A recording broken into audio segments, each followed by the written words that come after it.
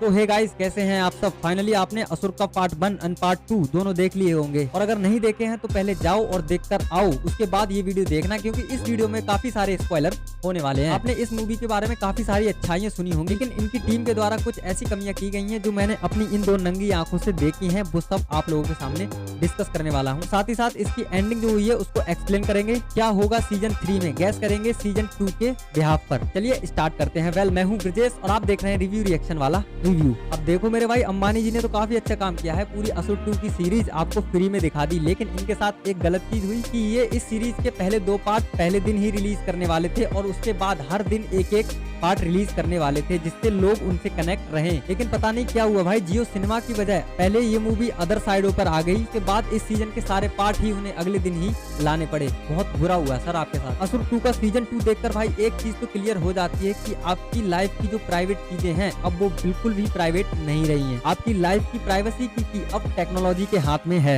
अगर इसी टेक्नोलॉजी को गलत यूज किया जाता है तो आपके लिए कितना घातक ये हो सकती है। इस सीरीज में हमें दिखाया गया है कि आपकी प्राइवेसी को लीक करने के लिए किस तरीके से टेक्नोलॉजी का यूज कर सकते हैं। और जब से ये सोशल मीडिया का कल्चर आया है तब से आप लोगों की लाइफ से प्राइवेसी नाम का जो सॉफ्टवेयर है वो डिलीट ही हो गया है, और इससे क्या क्या नुकसान हो सकते हैं वो सारी चीजें मेकर्स ने अपनी तरफ से असुर के माध्यम से दिखाने की कोशिश की है इस सीरीज में। असुर 2 की एंडिंग और असुर 3 के बारे में बात करने से पहले बात कर लेते हैं इस सीरीज के मिस्टेक पर, सीजन 1 और सीजन दोनों की। मिस्टेक नंबर 1 जो की है असुर के पार्ट 1 से। जब अरशद वारसी कार को चेक करने के लिए कार का दरवाजा ओपन करते हैं तब उस कार में आग लगती है, और उस समय वो हैंड ग्लव्स पहने हुए होते हैं। जैसे ही वो पीछे हटते हैं तो उनके हाथ में हैंड ग्लव्स नजर नहीं आते हैं। मिस्टेक नंबर 2 ये भी है सीजन 1 से। मर्डरर को जब फेस मास्क पहने हुए दिखाते हैं तो थोड़ा आप ध्यान से देखेंगे कि उसके पीछे के बाल थोड़े कर्ली और लंबे हैं, लेकिन जब उसी खूनी को सीसीटीवी कैमरा में उसी किचन में जाते हुए दिखाते हैं तो खूनी भाई साहब ने हेयर कटिंग करा रखी है। भाई साहब,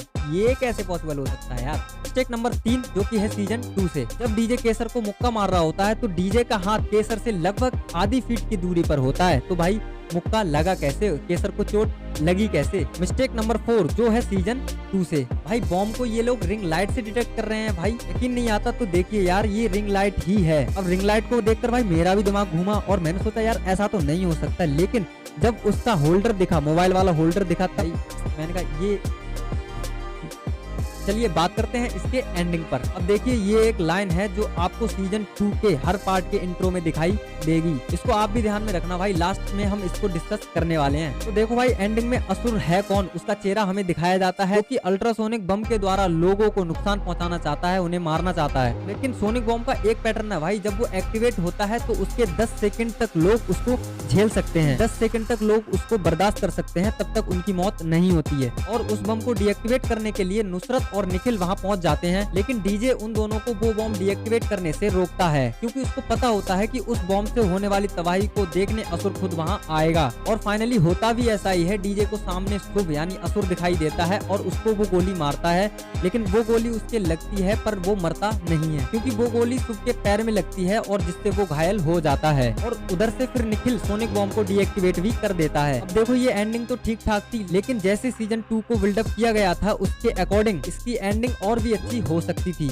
और जब लास्ट में निखिल जब शुभ से मिलने जाता है तो भाई उसने अपने हाथ में एक ग्लव्स पहने होते हैं जिसमें पॉइजन जैसा कुछ लगा रहता है, और जब निखिल शुभ से हाथ मिलाता है तब उस टाइम शुभ की मौत हो जाती है। और यहाँ पर एक सवाल खड़ा हो जाता है, वो ये है कि शुभ जिसको एआई के द्वारा सारी चीजें पता रहती हैं आगे क्या होने वाला है, तो भाई वो मर कैसे जाता है। उसकी मरने की कहानी उसकी खुद की बातों में ही है, क्योंकि वो बोलता है कि असुर एक आइडियोलॉजी है और जिसको कोई मार नहीं सकता, आप एक असुर को मारेंगे तो दूसरा असुर पैदा होगा। और लास्ट में वो एक कहानी भी सुनाता है जिसमें उसने असुर के साथ गोगा और बिगोगा दोनों के नाम लिए हैं, और वो कहानी ये मैसेज देती है कि अगर आप आगे असुर को कंटिन्यू करेंगे तो आपको एक नहीं कई असुर देखने को मिलेंगे। और जो शुभ की मौत है ये तो एक बिगिनिंग है। याद करिए वो इंट्रो वाले 3 शब्द जो कि संस्कृत भाषा में थे, अंतः अस्ति प्रारंभ, जिसका मतलब होता है अंत ही प्रारंभ है। इसका मतलब समझ रहे हो भाई, ये आपने जो एंडिंग देखी ये एंड नहीं स्टार्टिंग है बॉस। अब बात करते हैं सीजन 3 के बारे में, क्योंकि सीजन 2 में असुर तो मर गया।